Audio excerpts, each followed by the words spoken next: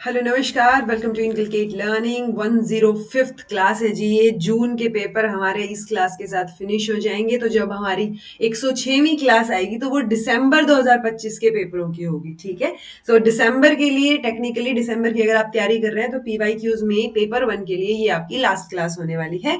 29 जून को शिफ्ट 2 में जो पेपर हुआ था वो पेपर आज हम डिस्कस करेंगे। मैं उम्मीद कर रही हूँ कि जो 10 के 10 क्वेश्चन पेपर हमने कवर किए इस बार वाले आपको समझ आ गए होंगे और आपने प्रैक्टिस किए होंगे। Okay, because practice makes everybody perfect. So आपको प्रैक्टिस करनी है। अगर आप प्रैक्टिस नहीं करेंगे फिर आप भूल जाओ जेआरएफ। आपको पीवाईक्यूज प्रैक्टिस करने ही पड़ेंगे। जिस बच्चे ने कर लिए, जिसने समझ ली उन चीजों को, तो वो जो है डेफिनेटली जेआरएफ ले जाएगा। Okay, this is presented by me Raveena. Videos informative लगे तो इनकलकेट लर्निंग को लाइक शेयर सब्सक्राइब जो है आप कर सकते हैं। It's absolutely free. इसके बाद आपको मैराथन्स ही मोस्ट प्रोबेबली देखने को मिलेंगी। पहले पेपर 1 की कवर करेंगे, देन देखेंगे कि पेपर 2 एजुकेशन में क्या हम फर्दर कर सकते हैं। ओके, चलिए जी, पहला क्वेश्चन आपके सामने है, डाटा इंटरप्रिटेशन का है। अगेन इजी सा क्वेश्चन है। जोड़ घटा गुना भाग आपने करना है। एवरेज नंबर आपसे पूछ रखा है। जो एम्प्लॉइज प्रेजेंट हैं ऑफिस बी में, ये है ऑफिस बी। मंडे का पूछा है, ट्यूसडे का पूछा है और फ्राइडे का पूछा है। तीनों को जोड़ दीजिए, डिवाइड बाय 3 कर दीजिए, एवरेज आ जाएगा। ठीक है, ये तो सबको पता है, मीन निकालना है बेसिकली। सो ये रहेगा जी आपका आंसर फर्स्ट। ये तीनों को जोड़ना है, डिवाइड बाय 3 करना है, 143 आपका आंसर हो जाएगा। नेक्स्ट है the number of employees present in office A on Wednesday. ये है एम्प्लॉइज नंबर ए, ये है वेंसडे।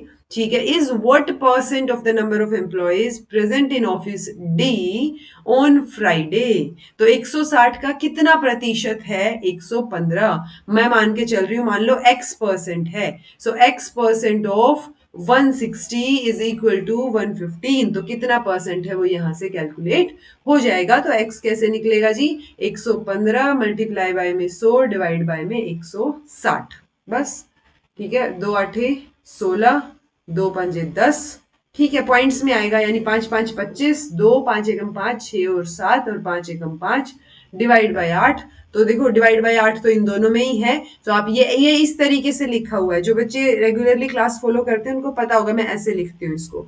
ओके, 7/8 ऐसे है ये। ओके, तो ये 8 वाला सोल्व करके देख लो जी, दोनों के दोनों। ठीक है, मान लो मैं ये वाला करती हूँ। 8 एकम 8, 8 7 56 प्लस 7, 8 और 7 15, 6 और 1 7 और 5। ठीक है जी, ये 71 वाला आंसर है। बी ऑप्शन आपका सही हो गया। ओके,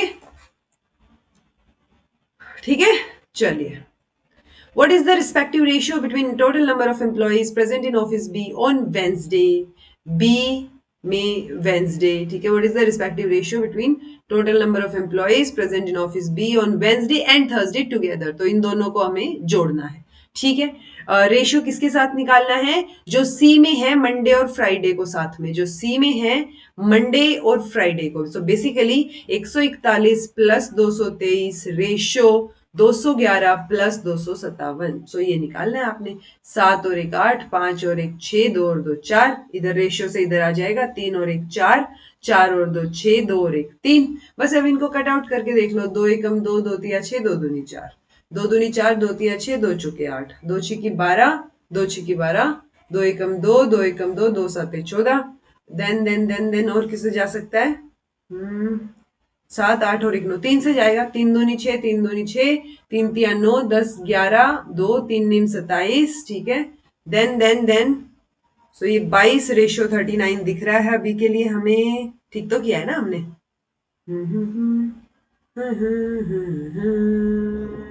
डिवाइड करके देख लेते हैं। ठीक है, डिवाइड करके देखोगे तो आंसर ये देखो, मतलब मैंने ठीक किया था। 364 और यही था 91।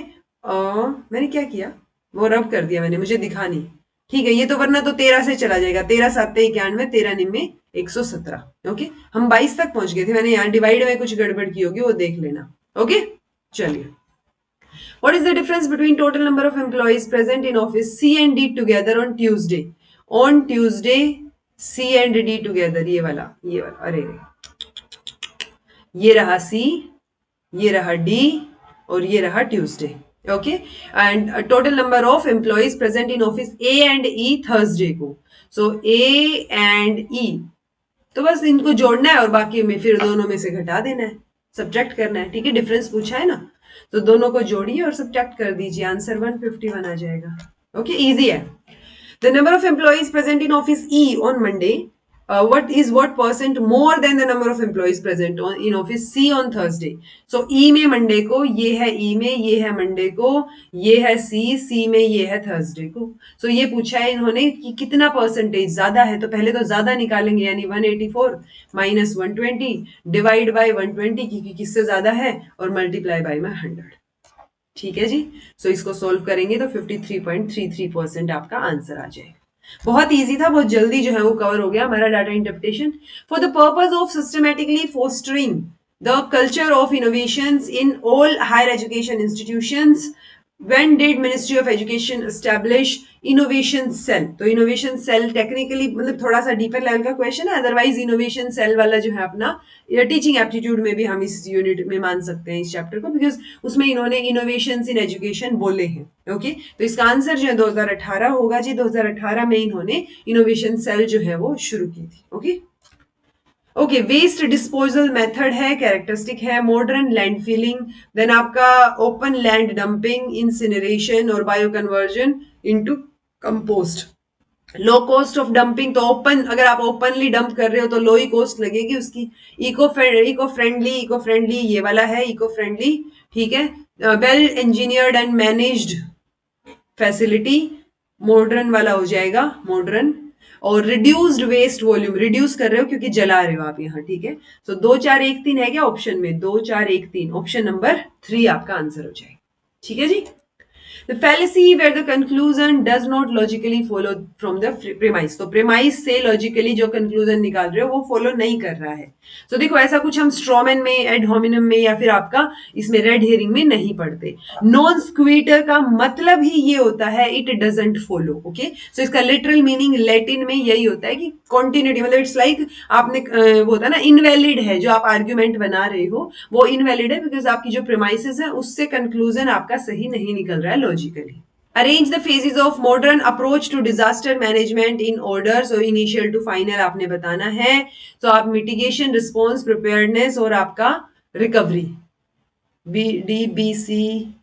ओके देखो, मिटिगेट पहले करोगे, ठीक है, मिटिगेशन रहेगा, फिर आप प्रिपेयर्ड रहोगे चीजों के लिए, रिस्पॉन्स आएगा एंड देन रिकवरी होगी। So recovery will be the last, answer एक ही बनता है इसमें, सेकंड ऑप्शन आपका सही हो जाएगा। ओके, राइट स्टेटमेंट आपने चूज करनी है। IoT, internet of things, term was first used by Ashton in context to supply chain management with RFID tags. Bluetooth 4.0 is working on the frequency of 2.4 megahertz, mega नहीं gigahertz होता है ये, ठीक है। Gyroscope is normally related to the motion sensors. IPv6 is related to the coding of vaccine. Vaccine protocol नहीं है, ये address के लिए होता है। Okay, GSM is global sequence of mechanics. तो देखो दो तो हमने सीधे सीधे कट आउट कर दिए, बी और डी, बी डी, ये बी गया ये डी गया, आंसर आपका ए और सी हो गया जी। ठीक है, सो ए और सी रहेगा। ई वाला भी गलत है, जीएसएम की फुल फॉर्म ये नहीं होती, जीएसएम होता है global system for mobile communication. Okay, so ये आपको पता हो, ब्लूटूथ 4.0 जो है वो गीगा हर्ट्स आएगा ना कि मेगा हर्ट्स, ठीक है।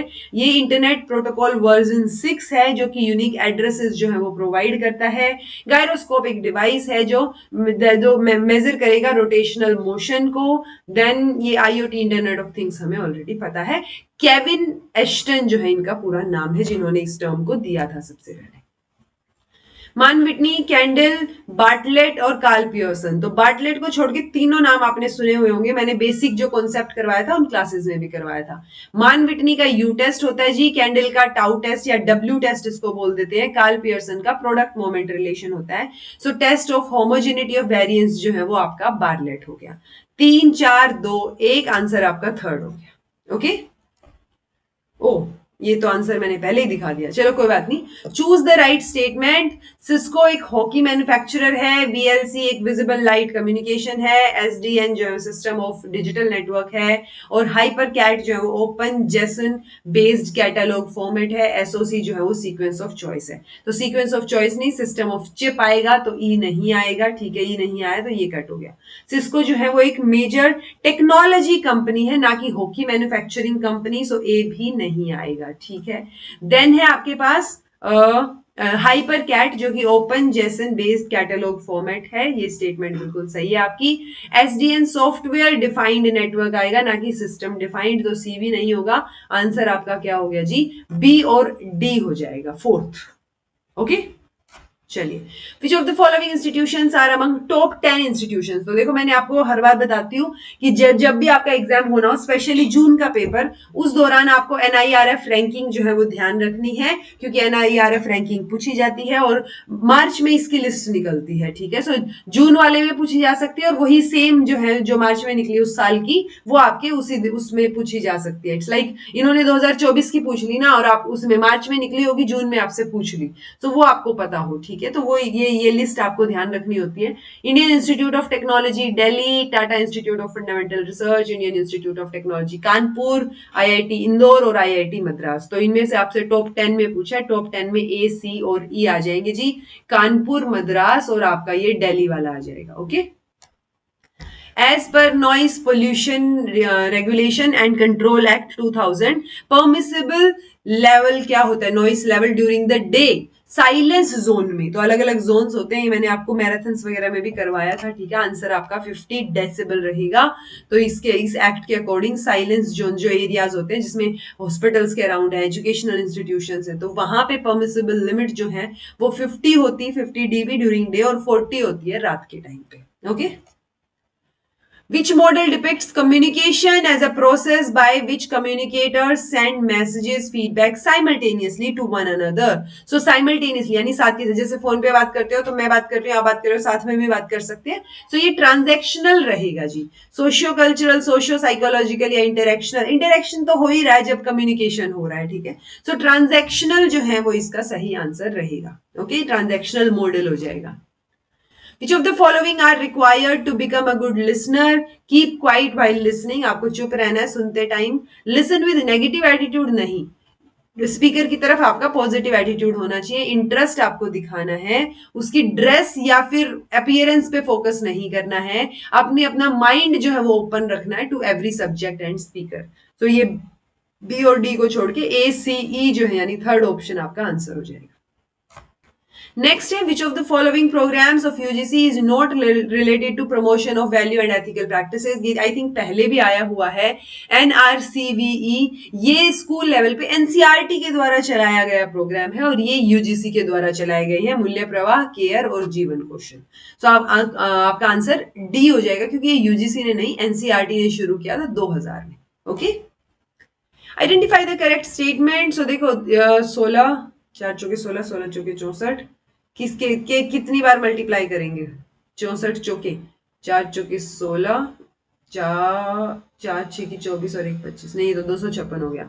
4 की तो बात नहीं बन रही है, किसकी बात बन सकती है इसमें? वो देखो 6 6 36, 36 36 छिके 6 36, 3 6 6 18 19 20 21, ठीक है जी। 6 आ जाएगा क्यूब रूट, जब आप 6 का क्यूब रूट निकालते हो तो 216 होता है।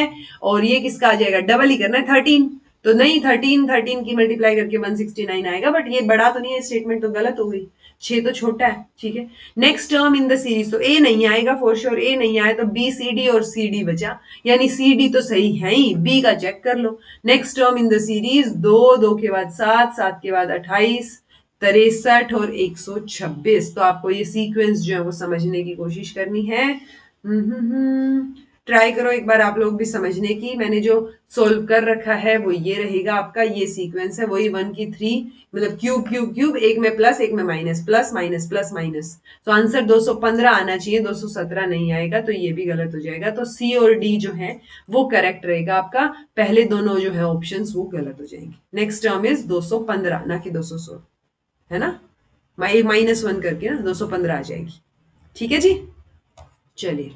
Boat takes an hour to cover a certain distance downstream in the river. It takes, ये 1/2 आर है जी। ठीक है, यानी टेक्निकली 2 एकम 2 एक 3, तो 3/2 आर हो गया ये। To cover the same distance upstream, assume that the speed of boat is same in both downstream and upstream direction. तो speed of boat का ratio to the stream of the river, तो speed किसकी, stream की और आपकी speed boat की, तो उनका रेशियो आपको निकालने को बोला है। तो आप पहले ये देख लीजिए, देखो डाउन स्ट्रीम और अपस्ट्रीम दोनों टाइम पे ही बोट की स्पीड तो सेम ही है, तो वो हम यहाँ से कैलकुलेट करेंगे। पहले हम मान के चल रहे हैं, देखो बोट ने 1 घंटा लिया, टाइम हमें पता चल गया है, ठीक है। दूसरा हमें अपस्ट्रीम और डाउनस्ट्रीम जाते हुए टाइम पता है, डिस्टेंस सेम रहेगा, तो आप जो है उसकी स्पीड यहाँ से कैलकुलेट कर सकते हो। ओके, तो ये मान लो स्पीड मैंने बोट की बी से और स्ट्रीम की एस से शो कर दी, तो डिस्टेंस डी से शो कर दिया। तो डाउन स्ट्रीम और अपस्ट्रीम जो है ये हमारे पास डिस्टेंस, क्योंकि डिस्टेंस तो सेम ही है ना, तो सेम है तो आप बराबर रख सकते हो दोनों स्पीड को, ठीक है। तो फिर उस रेशियो को सोल्व कर लो मल्टीप्लाई करके, या जो भी हम शॉर्ट करते हैं ना उसको थोड़ा सा छोटा बनाने के लिए। सो 5:1 बोट की 5 और 1 जो है आपकी स्ट्रीम की, सो 5:1 का रेशियो आपका आंसर हो जाएगा। ओके, प्रोसेसर दे रखे हैं जी, type of processors, characteristics, CIS processor, RIC, EPIC processor, multi core processor. Okay, operating system controls overall assignment of task, use explicit parallelism,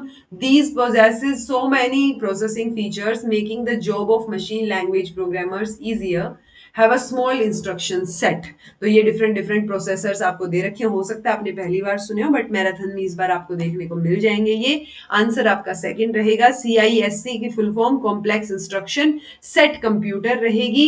then आपकी एपिक जो है उसकी एक्सप्लिसिटली पैरेलल इंस्ट्रक्शन कंप्यूटिंग रहेगी। ऐसे ही RIC की रिड्यूस्ड इंस्ट्रक्शन सेट यानी small level पे आपको ये देखने को मिलेगा। सो आप देख लीजिए, बी का हमने आंसर सेकंड दिया है ना, बी का फोर्थ हो गया क्योंकि स्मॉल इंस्ट्रक्शन सेट है, रिड्यूस्ड है, ठीक है। सो ये बस यही है कि आपको ये थोड़ा सा बेसिक पता हो, बाकी मैं मैराथन में करवा दूंगी। Verbal association learning was proposed by, तो किसने जो है ये वर्बल एसोसिएशन प्रपोज की है, मेल्टन, थॉर्नडाइक, क्रोनबैच, या फिर क्रोनबैच का तो अल्फा हम रिसर्च में पढ़ते हैं, ये गाइने आएगा जी। गाइने ने 8 स्टेप दिए, उन 8 में से एक स्टेप वर्बल एसोसिएशन का भी है। ओके, अगेन आपकी मैथमेटिकल रीजनिंग से क्वेश्चन है, इसमें से माइनस करना है, तो क्यूब रूट 343 किसका क्यूब होता है, और 81 जो है वो किसका, 4 हमें निकालना है। तो देखो 3 तिया 9, 9 तिया 27, 3 तिया 9, 9 तिया, ये तो 3 ही हुए ना, 3 तिया 9, 9 तिया 27 और मल्टीप्लाई बाय 3, ठीक है। सो 3 आ जाएगा जी इसका, तो ठीक है। इसका क्या रहेगा वो हमें देखना है। 7 से जा सकता है क्या, 7 तो 7 49, 49 साते 7 63, 6 7 चौके 28, 29 30 31 32 33 34, ठीक है जी, 7 आ गया। 7 में से 3 गए, 4 आ गया आंसर, ये वाले का तो थर्ड आ गया, ठीक है। देन इसका अगर थर्ड है तो बी का ऑटोमेटिकली फोर्थ आ रहा है, बी का फोर्थ आ रहा है, ये रहा, ठीक है। देन क्योंकि ये वैसे भी इसको हमें मल्टीप्लाई करना है, तो इट्स लाइक 2 की 8 मल्टीप्लाई, तो मैं 2 की 2 और 3 ऐसे आ जाएगा, ठीक है। देन ये 8 है तो 2 दूनी 4, 4 दूनी 8, ठीक है। और ये 3, तो ये आपका 3, 3 दूनी 6, सो 8 प्लस 6 और 3 तिया 9, 8 और 8 16 और 1 17, 17 और 6 23, ठीक है। तो ये 23 आ जाएगा यहाँ पे। देन आपको, अच्छा ये तो फोर्थ ही आएगा, अब आपको ये कैलकुलेट करना है दोनों में से। तो मान लो ये वाला ही कर लो ना, इजी है, इसकी स्क्वायर करना है, उसमें -1 कर दो, डिवाइड बाय ये आपका 2.01 कर दो, तो क्या आंसर आएगा आपका, तो वैसे ही सोल्व करना है आपको। आंसर ओवरऑल आपका क्या हो जाएगा जी, फर्स्ट हो जाएगा, यानी सी का फर्स्ट, ये 1/100 आएगा, और आपका डी का जो है वो ये 200 हो जाएगा। ओके, ट्रेन क्या पूछ रखा है, ट्रेन वाले क्वेश्चन भी मैंने आपको करवा रखे हैं, तो ये सोल्व करके देखना और मुझे बताना कि लेंथ जो है वो आपकी आ गई या नहीं आई। अब लेंथ से हमें ये भी समझ आता है कि अच्छा 200 मीटर है, 4 मीटर है, 23 मीटर है, 1/100 मीटर है, तो ये तो होने से रही, ठीक है। ऑप्शन ही एक बेटर साउंड कर रहा है इसमें तो। Okay, choose the correct statements regarding environmental incidents from the following. Bhopal accident was due to methyl isocyanate. Hiroshima and Nagasaki incident was due to radioactivity. Bhuj incident was due to poisonous gas. ये I think earthquake की वजह से था, भुज वाला, ठीक है। Fukushima nuclear power plant incident was due to earthquake, और Chernobyl accident in Soviet Union occur due to volcano. 3 सही है जी, सी तो फॉर श्योर सही नहीं है। अगर ये भी आइडिया आपको होता तो आपका आंसर यहां से आ जाता, ए बी और डी रहेगा। भुज वाला जो इंसिडेंट है वो अर्थक्वेक की वजह से है, ना कि टॉक्सिक गैस लीक की वजह से। और ये जो रिजल्ट था ये सोवियत वाला, it was result of a combination of flawed Soviet RMB के reactor design and critical error by plant operators. तो दोनों मिक्स थे, 1986 में ये हुआ था, ठीक है। सो उस वजह से ये हुआ था, ना कि वोल्केनो की वजह से। Arrange the following in increasing order, तो ये आपको सोल्व करके इंक्रीजिंग ऑर्डर में लगाना है। आई होप ये तो हो ही जाएगा। हाँ, बस डेसिमल वाला थोड़ा सा ध्यान रखना, जैसे 1 है, 1 का क्यूब करना है आपने, ठीक है। तो 0.1 मल्टीप्लाई 0.1 मल्टीप्लाई 0.1, ओके। सो ये अगर सिर्फ 1 होता तो बात अलग होती है, डिवाइड बाय 10 हो जाएगा अगर मैं ये डेसिमल हटाऊं तो, राइट। सो यानी अब 1 के डिवाइड बाय 3 जीरो आ गई है। सो ये क्या हो जाएगा, 1 0 0, ये आंसर रहेगा फर्स्ट वाले का, 0.001, ओके। ऐसे ही ये 1/100 है, उसका रूट आपसे पूछा है तो 1/10 हो जाएगा, यानी ये आपका 0.1 हो जाएगा, ठीक है। अगेन इसका भी अंडर रूट आपसे पूछा है 5 का, तो वो आपको सोल्व करना है। इसका भी अंडर रूट है तो वो तो आपका 2 के अराउंड होएगा, वो भी डेसिमल्स आपको ध्यान से देखने पड़ेंगे, ओके। आंसर आपका सेकंड हो जाएगा जी। आपका सेकंड आंसर बन रहा है या नहीं बन रहा वो बताइएगा। इंक्रीजिंग ऑर्डर में आपने बताने हैं, ए सी बी डी आपका आंसर होगा। Which of the following program software can be used for quantitative data analysis? तो क्वांटिटेटिव के लिए एसपीएसएस को यूज करते हैं, एक्सेल को यूज करते हैं, पावर पॉइंट को नहीं करते हैं, वर्ड को भी नहीं करते हैं, ठीक है। सो तीन ऑप्शन तो है ही, तो सी डी ई आपका आंसर हो जाएगा जी। इजी है। पावर पॉइंट में हम प्रेजेंटेशन बनाते हैं, एमएस वर्ड डॉक्यूमेंट की फॉर्म में हम चीजों को देखते हैं, तो एक्सेल को ही मेजरली डाटा एनालिसिस के लिए यूज किया जाता है, और एसपीएसएस तो सॉफ्टवेयर है ही, एमएस एक्सेस में भी आप ये चीजें कर सकते हैं। Arrange the following commissions committees in chronological order. Gananam Committee, Kothari Commission, National Knowledge Commission, Mudaliar Commission, Yashpal committee, ठीक है। एडवाइस ऑन रेनोवेशन एंड, ये 2009 में थी। मुदालियर कमीशन आपका 1952-3 में था। ये आपका 2005-7 के अराउंड था, तो 7 लगा लो। कोठारी कमीशन 1966 में, 64-66 में था, ठीक है। एक बार इन्हीं को करके देख लो। डी आ रहा है, देन बी आ रहा है, फिर आपका सी आ रहा है, और फिर ई आ रहा है। तो डी बी सी ई देखो कहाँ है। डी बी नहीं, ये तो नहीं है, ये भी नहीं है, ये भी नहीं है, डी बी सी ई ए बीच में आ गया, फोर्थ है जी आंसर। कई बार हम सोचते हैं कि गणना कमेटी तो सुना ही नहीं हुआ, आप क्रोनोलॉजी में कैसे लगाएंगे, बाकी तो पता है, ठीक है। तो अब आपको ये भी पता हो 1993 की है जी, focused on improving quality in higher education particularly in the context of information technology and knowledge management. तो गणनम कमेटी जो है वो आपकी 1993, याद रखना है आपने, okay. Which one is not a type of communication modality? तो proxemics, haptics, chronotoxic और creatures, crestures, ठीक है। तो crestures, chronotoxic नहीं है, आपसे पूछा है जो कम्युनिकेशन मोडालिटी यानी कम्युनिकेशन का एक जरिया। हैप्टिक्स और प्रोक्सिमिक्स तो हम पढ़ते हैं, ठीक है। आंसर आपका सी और डी दोनों ही थे जी, ठीक है, ये दोनों ही नहीं है। सो सी और डी जिन्होंने ठीक लगाया होगा उनको उन्होंने सही आंसर बोला था। कम्युनिकेशन मोडालिटी बेसिकली आपके तरीके की, कैसे आप इंफॉर्मेशन को कन्वे कर रहे हो या रिसीव कर रहे हो, ओके। जैसे प्रोक्सिमिक्स में हम प्रोक्सिमिटी को देखते हुए बोलते हैं, और ये वर्ड जो है प्रोक्सिमिक्स, ये एडवर्ड टी हॉल ने सबसे पहले यूज किया था 1963 में। जो आपका हैप्टिक्स है उसको हम, एच ई भी आएगा, एच ई आएगा, ठीक है। हैप्टिक्स में आप क्या करते हो, आपकी जो सेंस ऑफ टच है उसके बेसिस पे आप इमोशंस, मतलब इमोशंस या टच के बेसिस पे आप पास कर रहे हो कोई चीज, कि मान लो आप किसी को ऐसे टैप कर रहे हो कि शाबाश, तो आपने बोला नहीं है कुछ, बट शाबाशी से समझ आ गया कि हाँ पीठ थपथपाई है। Which of the following factors affect the internal validity of an experimental research? So कौन से जो वो इंटरनल वैलिडिटी को अफेक्ट करेंगे? Placebo decay, placebo effect, instrumental decay, contemporary events और Hawthorne effect, biasness in selecting subjects in sample. क्या answer रहेगा? Internal external validity को अफेक्ट करने वाले सारे फैक्टर्स मैंने आपको बता रखे हैं। आंसर आपका बीसीई हो जाएगा, कंटेम्पररी, इंस्ट्रूमेंटल और आपका बायसनेस। हॉथर्न और प्लेसिबो जो है वो एक्सटर्नल में पढ़े हैं हमने, ओके। ये आपके इंटरनल वैलिडिटी के थ्रेट्स हैं। देन है 4 इंडिपेंडेंट वर्टिकल्स। ये क्वेश्चन तो हर बार आता है, किसी न किसी सेट में तो जरूर मिलता है। HEGC, GEC, NEC और आपका NHERC। तो ये रेगुलेटरी फ्रेमवर्क है जो रेगुलेट करेगा, रेगुलेटर हो गया। NEC जो है वो आपका क्या करेगा, एक्रीडिटेट करेगा इंस्टीट्यूशंस को। ये जनरल एजुकेशन काउंसिल है, तो ये फ्रेम करेगी। और ये ग्रांट कमीशन हो गया आपका, तो ग्रांट कमीशन फंडिंग प्रोवाइड करेगा। 3 1 4 2। Okay, which of the following are valid deductive forms of reasoning. तो वैलिड डिडक्टिव फॉर्म, ये नया क्वेश्चन है, थोड़ा सा डिफरेंट है। मोडस पोनेंस, देन आपका मोडस टॉलेंस, हाइपोथेटिकल सिलोगिज्म या आर्ग्यूमेंट फ्रॉम एनालॉजी। आंसर आपका ए बी सी रहेगा। तो जो मोडस पोनेंस है वो एक वैलिड डिडक्टिव फॉर्म है जहां पे P implies Q, P is true तो Q भी ट्रू हो जाएगा। ऐसे ही मोडस टॉलेंस है, दूसरा डिडक्टिव आर्ग्यूमेंट है जहां पे P इंप्लाइज Q, अगर Q नहीं है तो P भी नहीं होगा, ठीक है, not P is true. Then है आपका हाइपोथेटिकल सिलोगिज्म, ये भी वैलिड डिडक्टिव आर्ग्यूमेंट में आएगा जो इन्वॉल्व करता है दो conditional statement. If P implies Q तो Q implies R, then P also implies R। Okay, ये इसका दूसरे तरीके से एग्जाम्पल है, जैसे मोडस पोनेंस, ये आपने पहली बार सुना होगा नाम। The way that affirms by affirming, जैसे इफ P then Q, तो if it is raining then we will stay inside. Okay, P अगर मतलब इट्स लाइक रेन है तो हम अंदर रहेंगे।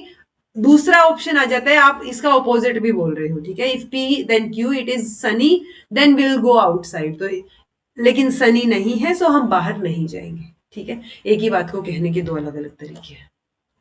According to Bloom's CAP, cognitive और आपका अफेक्टिव और psychomotor classification of educational objectives, dash is example of psychomotor. तो साइकोमोटर में हम क्या पढ़ते हैं, ऑर्गेनाइजिंग, एप्लीकेशन, कॉम्प्रिहेंशन, मैनिपुलेशन जो है वो साइको में हम पढ़ते हैं जी। Okay, public communication, group communication, intrapersonal, interpersonal. तो कम्युनिकेटिंग विद वन सेल्फ तो इंट्रा हो गया, खुद के साथ आप कम्युनिकेट कर रहे हो, देखो इधर से ही आ गया आंसर तो आपका, ठीक है। फेस टू फेस कम्युनिकेशन है किसी दूसरे के साथ, तो ये इंटर हो गया।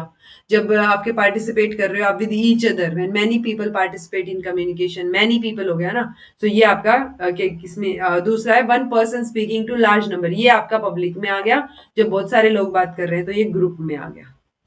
नहीं, उल्टा बोल दिया क्या मैंने, रुको, ये तो हमारा सॉर्टेड है फर्स्ट और सेकंड ना, इंट्रापर्सनल में फर्स्ट और इसमें सेकंड, ये तो सॉर्टेड है। देन मैंने क्या बोला, पब्लिक कम्युनिकेशन जिसमें एक पर्सन सबसे बात कर रहा है, तो फोर्थ ना। हाँ, ठीक ठीक बोला, ठीक बोला, ये थर्ड हो गया जवाब, ग्रुप वाला। Arrange the important events according to the Erikson's 8 stages of psycho social development sequentially. तो ये वो ये एरिक्सन की स्टेजेस अगेन पूछ ली हैं इस पेपर में भी। टॉयलेट ट्रेनिंग, फीडिंग, चलो आपको इसको ये नहीं भी पता ना तो भी आप थोड़ा सा इस वाले में तो आइडिया लगा सकते हो।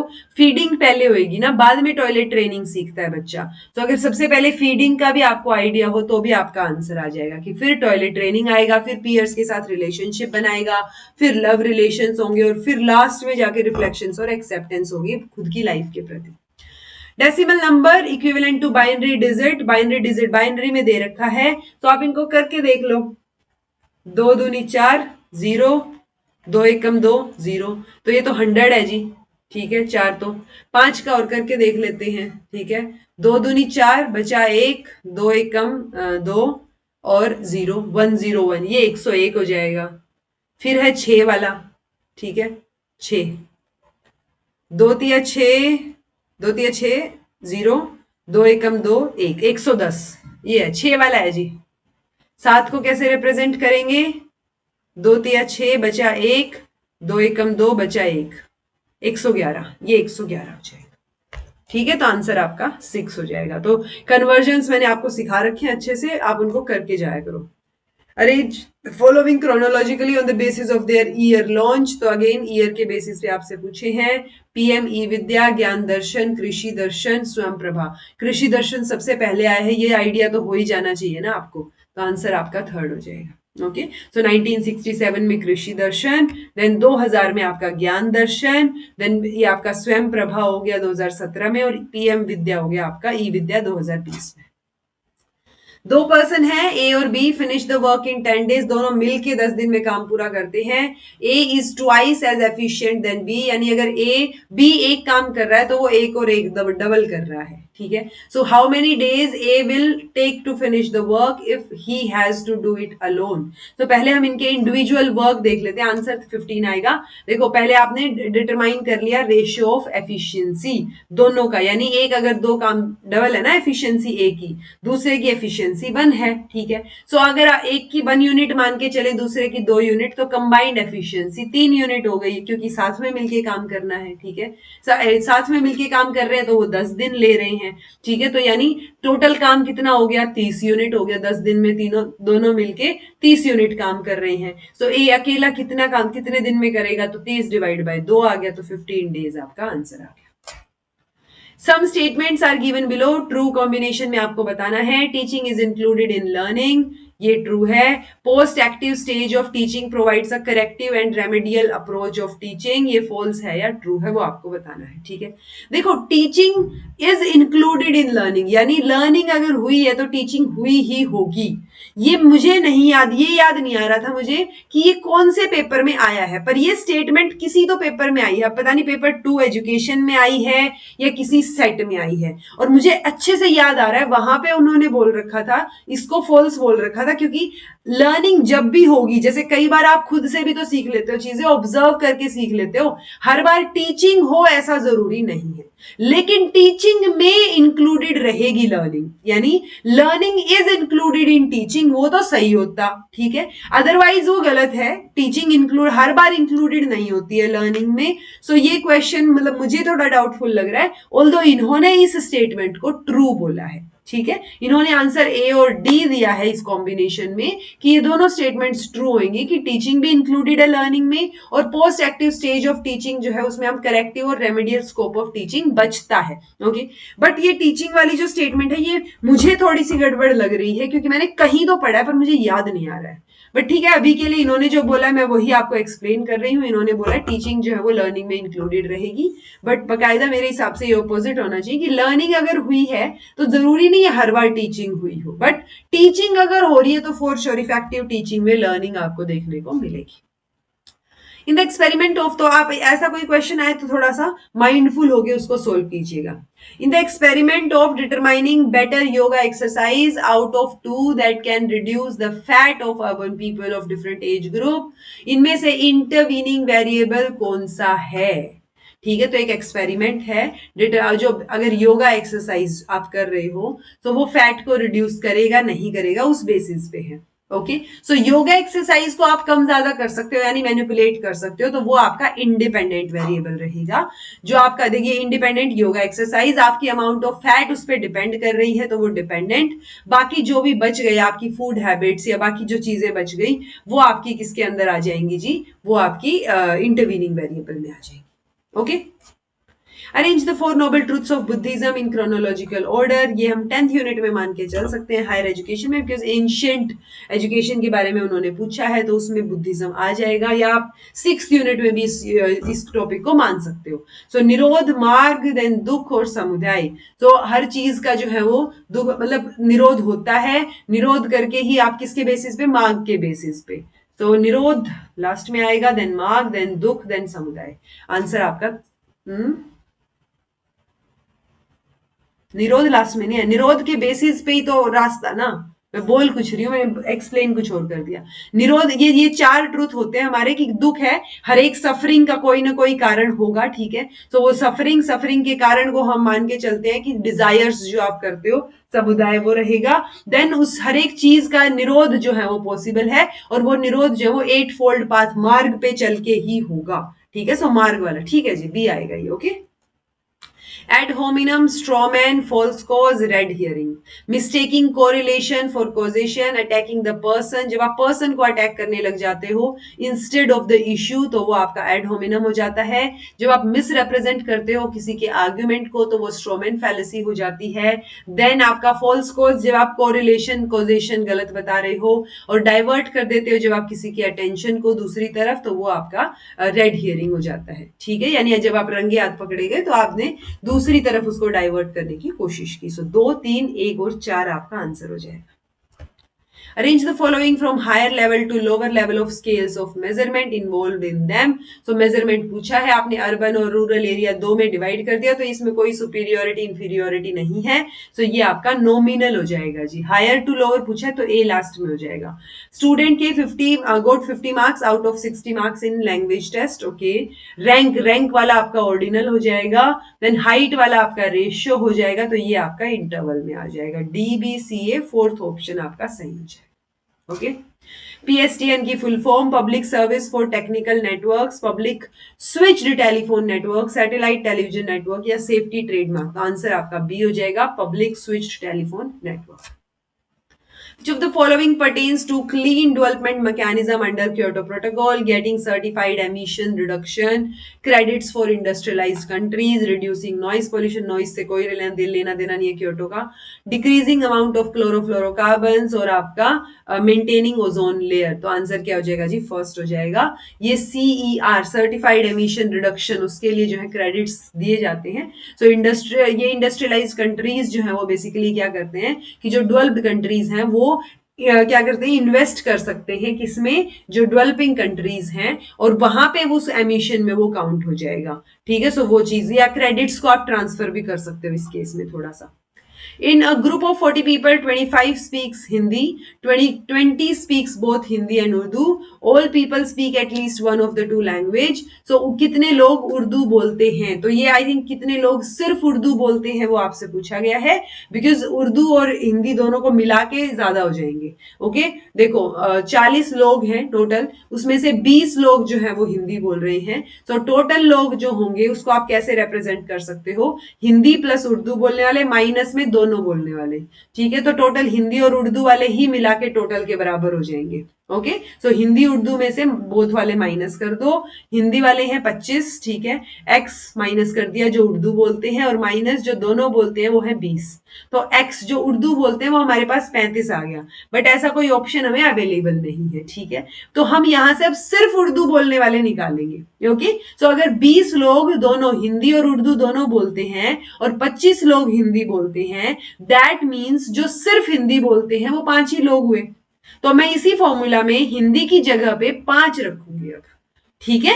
सो यहाँ पे 40 minus people who speak only Hindi plus both, तो ओनली हिंदी में 5 आ गया, बोथ में 20 आ गया, अगेन यहां से वैल्यू 15 आ गई, ओके। सो जो टोटल पीपल जो उर्दू बोलते हैं वो है तो 35, लेकिन जो सिर्फ उर्दू बोलते हैं वो 15 है, और वो आंसर हमें यहाँ पे दे रखा है, ओके।